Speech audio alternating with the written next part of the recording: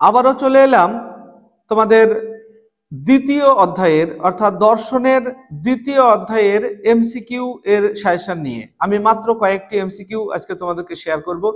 আশা করব এই এমসিকিউ গুলির মধ্যে থেকেই তোমরা কমন পেয়ে যাবে। প্রতি বছর আমাদের এই সাজেশন কমন থাকে। তোমরা অনেকেই অনুরোধ করেছো, স্যার আমাদের অধ্যায় ভিত্তিক যদি এমসিকিউ এবং এসিকিউ এর সাজেশন দিতেন তাহলে আমাদের খুব ভালো হতো।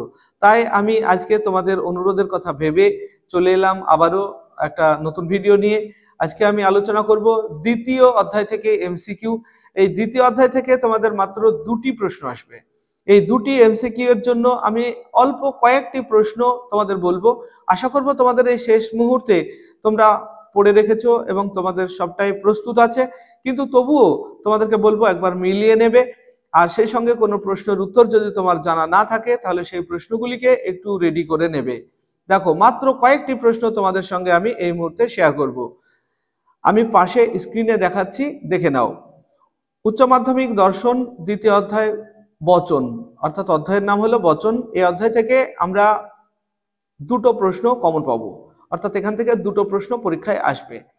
দেখো, প্রথম প্রশ্ন, যে বচনে কেবল বিধেয় পদ ব্যাপ্য হয় তা হলো।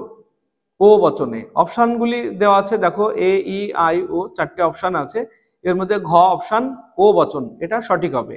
এরপর চলো 2 নম্বর প্রশ্ন। দেখো, একটি আদর্শ নিরপেক্ষ বচনের অংশ হলো।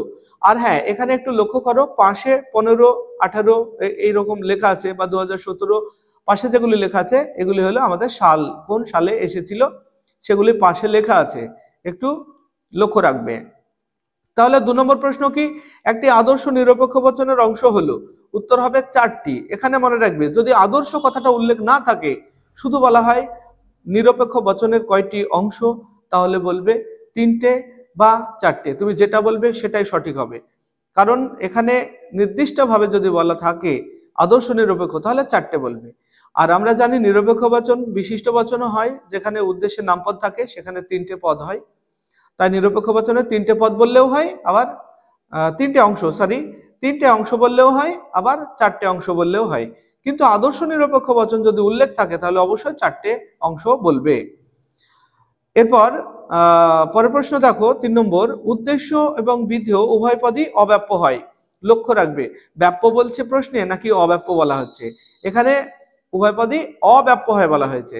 উত্তর হবে আই বচনে, অর্থাৎ খ অপশন সঠিক হবে।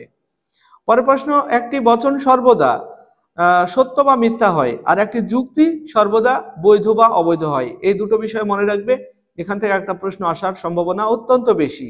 তাহলে এখানে খ অপশন সঠিক, সত্য অথবা মিথ্যা। পরের প্রশ্ন, উদ্দেশ্য ও বিধেয় পদ ব্যাপ্য হয়। দেখো 2016-তে এসেছিল। এ ই আই ও কোন বচনে? ই বচনে। উদ্দেশ্য ও বিধেয় উভয় পদই ব্যাপ্য হয় ই বচনে। পরে এ বচনের যে পদটি ব্যাপ্য হয় তা হলো। এ বচনে কোন পদ ব্যাপ্য হয়? উদ্দেশ্য পদ ব্যাপ্য হয়, এ তো তোমরা সবাই জানো। খুব সহজ প্রশ্ন, এখান থেকে অত্যন্ত সহজ প্রশ্ন হবে, এগুলি তোমরা সবাই জানো, কিন্তু তবুও তোমাদেরকে বলছি একবার মিলিয়ে নাও।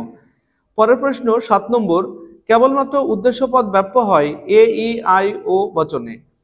এ বচনে কেবলমাত্র উদ্দেশ্য বলা হয়েছে, এ বচনে। এরপর দেখো, ও বচনের যে পদটি ব্যাপ্য হয় তা হলো। আমরা জানি ও বচনের উদ্দেশ্য অব্যাপ্য আর বিধেয় ব্যাপ্য, তাহলে কোন পদটি ব্যাপ্য হয়? বিধেয় পদ।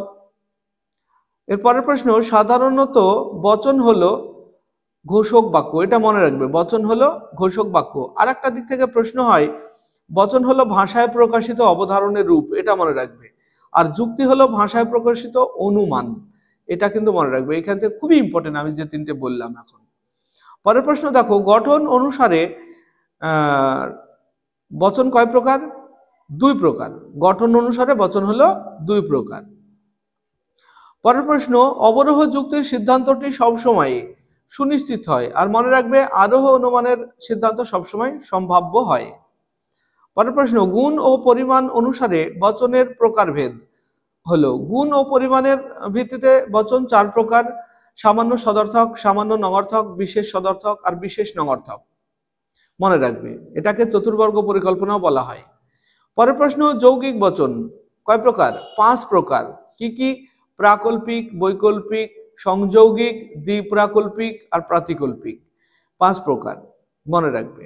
এরপর বচনের আকারে যা বসালে বচন হয় তাকে বলা হয় বচনের আকারে যা বসালে, তার মানে কি উদ্দেশ্য আর বিধেয়। তাহলে এখানে কি হবে, উদ্দেশ্য বিধেয় হলো বচনের উপাদান, মনে রাখবে বচনের উপাদান।